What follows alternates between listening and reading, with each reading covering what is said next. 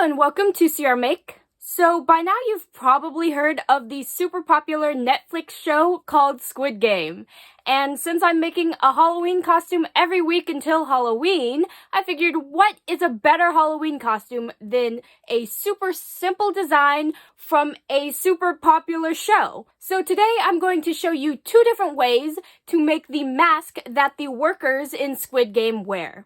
The first version, only a few people will be able to do because it requires a 3D printer, but the second version, anybody can do as long as they have a hot glue gun. So, let's jump in! So the print design I will be using is courtesy of Kim Goonie off of Thingiverse. It's their soldier mask Squid Game design. There is a top to it and a bottom to it and then a little attachment stopper piece. So I just downloaded those 3 files. Thank you again, Kim Goonie.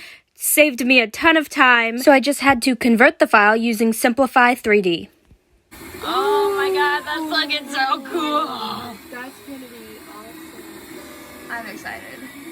For those who are curious, the 3D printer I'm using is a MakerBot Replicator 2.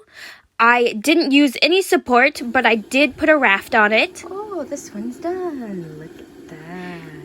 The infill is set to 15%, with the internal fill being a fast honeycomb and the external fill being concentric. And the build time for the bottom took 7 hours and 36 minutes, and the top part took 11 hours and 31 minutes, with that small stopper taking like 3 minutes. So here's a closer look at how it turned out. You can see because I didn't use any support that this part turned a little stringy, but I don't think that's a big deal because it's just on the inside, you can't tell from the outside. After I took the raft off, I just grabbed that little support piece and put it in. If you notice, these two pieces slide together, and so it needs a little stopper there to stop it from sliding apart. So now you can see it slides in and out, but it doesn't come undone.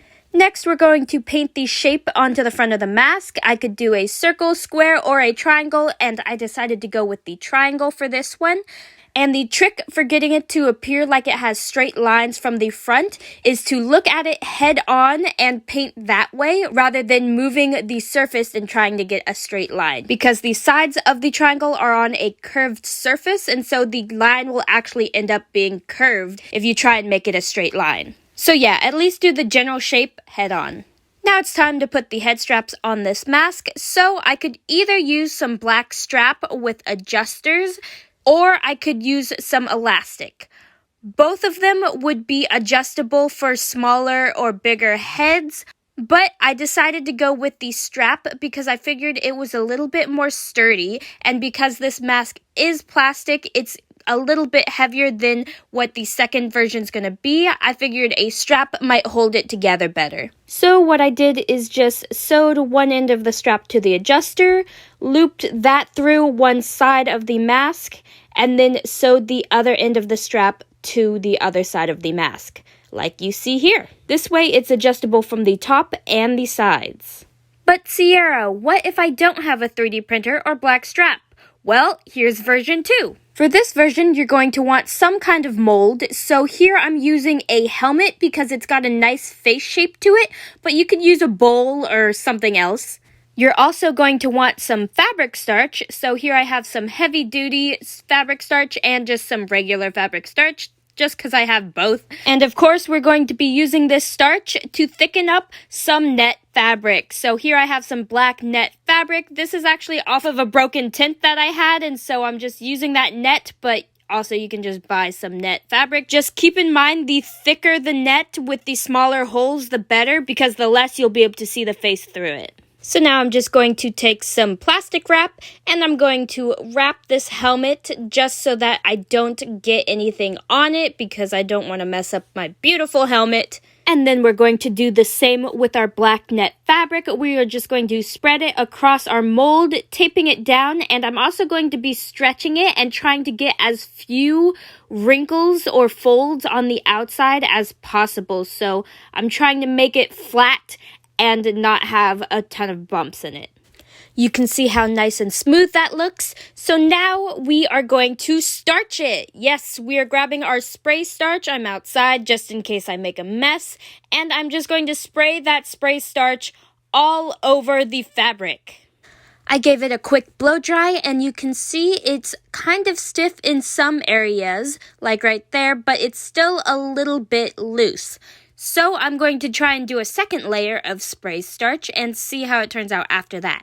I'm just giving it another quick blow dry, and it is stiff. I could stop here, but I wanted to try one more thing just because I could. So I grabbed some clear glaze and I sprayed it all over the front of the mask. I was hoping that this would give it a little bit more stiffness than the starch did. I don't know if it really worked. I think you could definitely just stop at the starch if you wanted to, but you know, I was just trying to make it as stiff as possible. So now that it's dry, I'm just going to separate my fabric and plastic from the helmet. So I'm untaping the plastic and fabric and sliding that off, and then I'm just trimming the fabric to the rough shape that I want it to be, and then I'm peeling off that plastic, and you can see it. Our fabric is now molded into kind of the shape of the mask that I want. Now that we have our basic shape, I'm taking out some black craft foam and I'm cutting it into strips. And these strips are going to be doing all of those details. So we're going to use it to stabilize the outside circular part of the mask and do the design on the front. That is that bit across the nose-ish area and the two stripes down the front of the mouth area. So you can see I'm just gluing the net between two strips of foam. So one's on the inside and one is on the outside, and that way the glue doesn't like seep through and I get a nice sturdy piece for the outside of the mask. Here's what it looks like thus far. So now I'm just going to trim off that excess fabric and add those strips of foam details.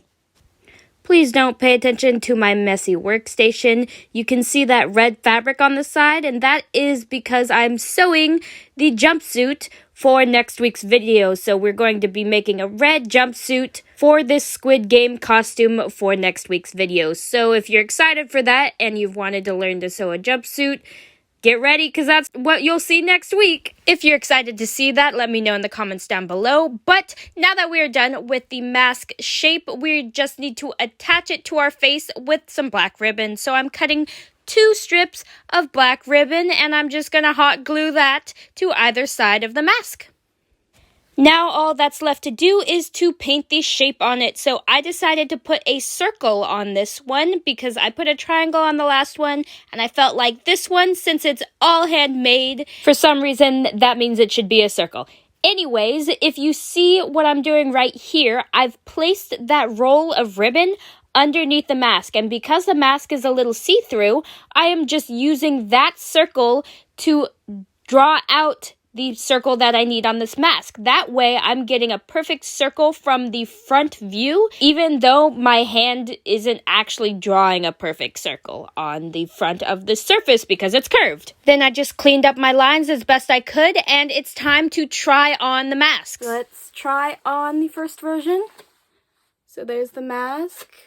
You can see it's a little big for my face, but and there's the straps that I did, made them adjustable. What do you guys think of the first version? Let me know in the comments, but I think that looks pretty good. Yeah, I think this looks awesome, and it's pretty creepy. The only thing about this version of the mask is it's not super see-through, which is great when you're looking from afar, but when you're looking through it, so visibility is kind of like low. You can't really see a whole lot of detail, so you can barely see my face, which makes it really difficult if it's dark out. So this is definitely a mask that's better for the daytime and well-lit areas. Alright, trying on version 2, handmade version. You can see my face a lot better, or a lot more, I mean. But look at visibility. Because you can see in so easily, you can also see out so easily, so you're less likely to trip and run into things, especially in the dark. And chances are, wherever you wear this costume, you're also going to have to wear a mask. So I just stuck a black mask on underneath, and look at that. You can't see my mouth. All you can kind of see are my eyes, even though that circle cuts in between it. I can see through that white circle. If you want to go above and beyond, I'm pretty sure in the show, they wear something that covers all the way to their hair and forehead and up their nose and mouth. So really all you see is their eyes, which with this mask, doesn't matter that it's see-through because you'd be wearing a covering underneath. Anyways, that's it for this video. I hope you enjoyed these two different versions of the Squid Game worker mask. If you did, be sure to hit that like button. Comment down below which version of this mask you think you're more likely to make. Do you have a 3D printer? Would you use the first version, or do you not and you like the way the second version looks? Also, share this video with anybody who's trying to come up with a costume, because you know Squid Game's going to be a great costume and we're going to see it everywhere. And please subscribe because I post every Friday after 3. Thank you for watching.